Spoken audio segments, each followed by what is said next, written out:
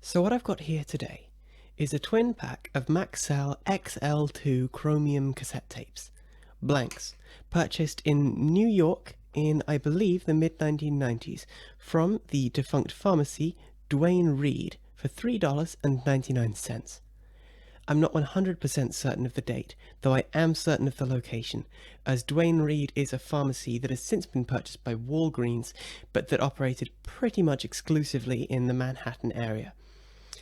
As you can see, these tapes were made after the invention of the CD and its relative popularity, as they're advertising themselves for recording from CDs. Ideal for CDs graphics, this very fast person on the sofa really enjoying their music. So if we see the back,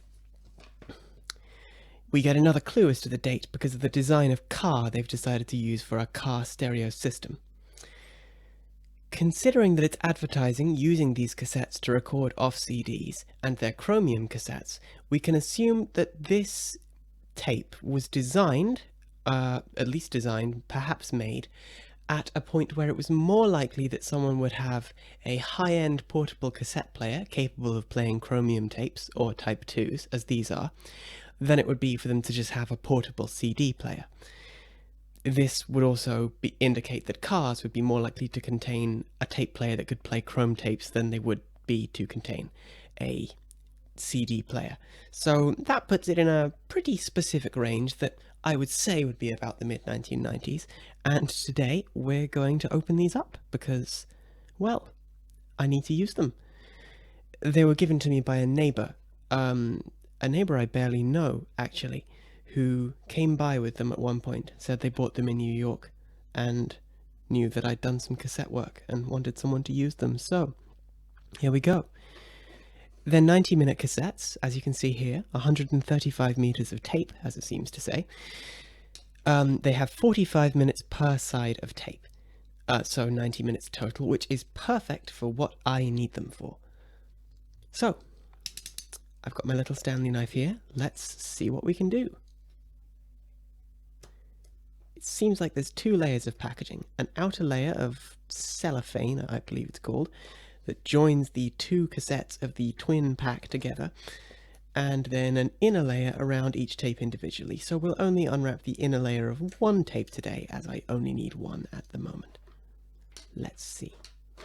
Okay, so that's the two separated. I can put this one aside for now.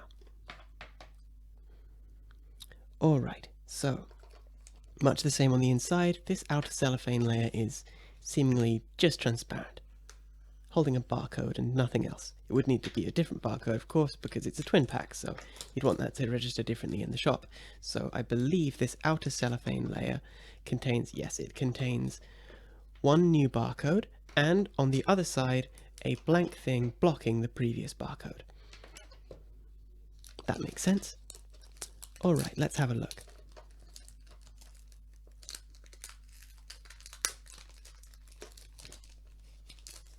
I would like to keep this little label from the Duane Reade pharmacy. This one just here that says $3.99 on it, because it might help me find out exactly when these are from. And I think that would be interesting. So we've got this slightly cleaner inner packaging that hasn't seen the air in approximately 25 years. And let's crack that open as well and get a look at the tape itself. Okay, so I've just been cutting around the edge of this inner packaging because the pull to open didn't quite work, and that should pull right off in just a moment. So we can just see what happens when that comes off, and it should reveal the inner casing perfectly for us, and then we can take a look at the tape itself. Let's see.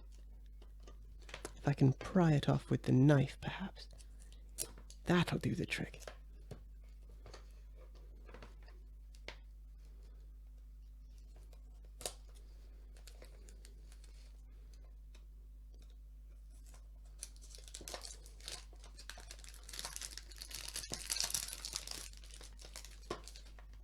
Okay, so now we've got inside the tape, and you can see this wonderful little graphic of the very fast person on the sofa, and all the various advertising terminology, energy efficient, anti-resonant, cassette mechanism, etc.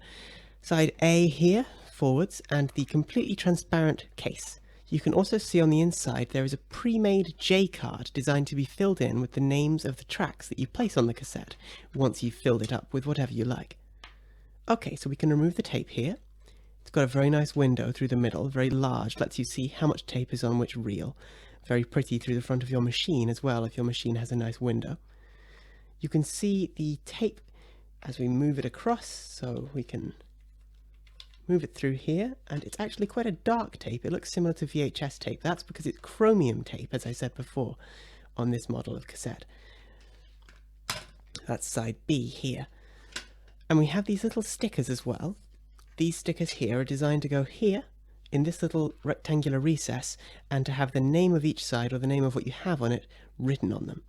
And this is the pre-made J card, so named for its J shape when viewed from the end. And what you do is you turn it inside out, and then you have a little more space to write what you want to write on it. But you could just write it on this side too. The two sides here are presumably so that you could use this twice if you record something else onto the cassette, which is a useful feature. I haven't had that before. And this completely transparent case protects the cassette, so if I want to record my own thing onto it and make my own J card, then I would just need these two parts, and the pre-made J card I could use for something else entirely. Well, that's everything about the Maxell XL290 Chrome cassette, as purchased presumably in the mid-1990s in Manhattan, New York from a Duane Reade pharmacy for $3.99 for two of them. Thank you very much.